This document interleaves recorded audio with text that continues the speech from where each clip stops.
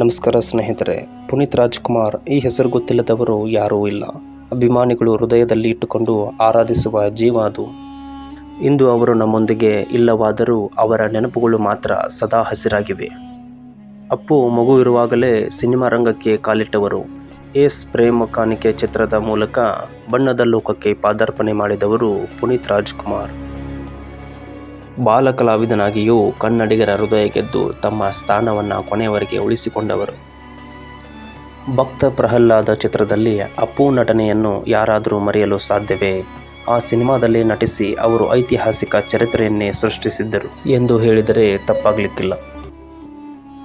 ಇನ್ನು ಈ ಭಕ್ತ ಪ್ರಹ್ಲಾದ ಸಿನಿಮಾಗೆ ಅಪ್ಪು ಪಡೆದ ಸಂಭಾವನೆ ಎಷ್ಟಿರಬಹುದು ಎಂದು ನಿಮಗೆ ಗೊತ್ತಾ? ಈ ವಿಡಿಯೋದಲ್ಲಿ ನೋಡ್ತಾ ಬರೋಣ. ಅದಕ್ಕೂ ಮೊದಲು ಚಾನಲ್ನ ಸಬ್ಸ್ಕ್ರೈಬ್ ಮಾಡಿಕೊಳ್ಳಿ, ಬೆಲ್ಲೈಕನ್ನ ಒತ್ತಿ.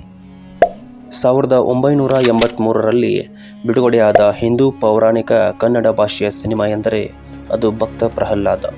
ಇದು ಪ್ರಹ್ಲಾದನ ನಿಜ ಜೀವನದ ಆಧಾರಿತ ಸಿನಿಮಾ ಆಗಿದೆ.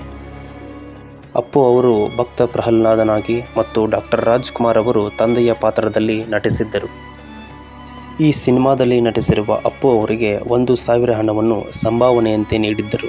ಆದರೆ ಡಾಕ್ಟರ್ ರಾಜ್ಕುಮಾರ್ ಅವರು ಅವನಿಗೆ ಹಣದ ಅವಶ್ಯಕತೆ ಇಲ್ಲ, ಆತ ಕಲಿಯಬೇಕಾದದ್ದು ಇನ್ನೂ ಇದೆ, ಅವನಿಗೆ ಇಂತಹ ಪಾತ್ರ ಸಿಕ್ಕಿದ್ದೇ ಅವನ ಅದೃಷ್ಟ ಎಂದು ಹೇಳಿದರು.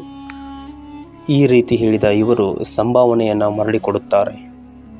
ಅಭಿಮಾನಿಗಳೆಲ್ಲ ನಮ್ಮ ಮನೆಯ ದೇವರು ಎಂದು ತಂದೆಯ ಚಿಂತನೆಯಂತೆ ನಡೆದುಕೊಂಡು ಪುನೀತ್ ರಾಜ್ಕುಮಾರ್ ಅವರು ಈಗ ಕೋಟಿ ಹೃದಯವನ್ನು ಗೆದ್ದಿದ್ದಾರೆ ಎಂದು ಹೇಳುತ್ತಾ ಈ ವಿಡಿಯೋನ ಮುಗಿಸ್ತೀನಿ. ಮಾಹಿತಿ ಇಷ್ಟ ಆದರೆ ಲೈಕ್ ಮಾಡಿ, ಸಬ್ಸ್ಕ್ರೈಬ್ ಮಾಡಿಕೊಳ್ಳಿ. ಧನ್ಯವಾದ.